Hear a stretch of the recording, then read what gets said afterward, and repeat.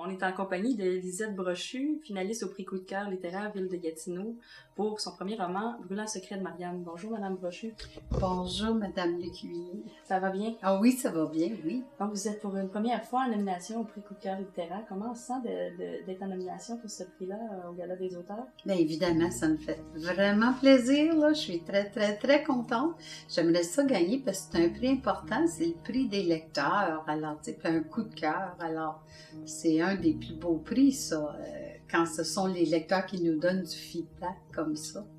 Expliquez-nous un peu justement l'histoire de Marianne que vous racontez. OK, ça commence en 1894 jusqu'en 1934. C'est l'histoire d'une femme qui vit des péripéties épouvantables. D'abord, elle est née à Fournier, dans l'est de l'Ontario. À 3 ans, sa mère meurt. Elle s'en va vivre à Castleman, chez une tante. Puis lorsqu'elle a 6 ans, cette tante-là, qui a de plus en plus d'enfants, puis elle décide de la placer au couvent de Van Cleek Hill. Alors, elle reste là un bout de temps. Son père vient la voir. Et puis, une des fois où il vient la voir, sa vie bascule, parce qu'il y a plusieurs secrets dans le livre.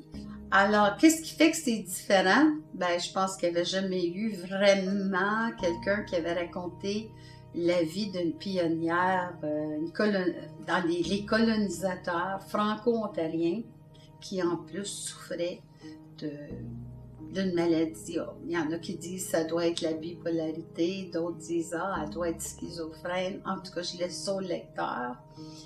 Et puis, c'est une histoire basée sur un fait réel. Un de mes amis qui m'avait parlé de Marianne, sa grand-mère. Et il avait glissé un mot, puis il n'en avait jamais parlé avant, puis c'est un ami que ça faisait longtemps qu'on avait, là, plus de 50 ans. Puis là, il semblait fâché contre elle. Puis là, il me racontait un peu des anecdotes. Ça m'a troublée, vraiment, là. Puis ça m'habitait. Alors, pendant 2 ans, j'y pensais tout le temps.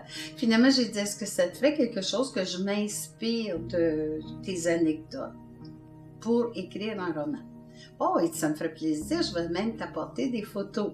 Mais change les noms. Alors, j'ai changé les noms, j'ai changé plusieurs choses. Évidemment, il fallait que j'invente beaucoup aussi, parce que ça s'est passé il y a très longtemps. Merci beaucoup, Lisette Brochu. Bien, merci à vous, Madame Lecuyer.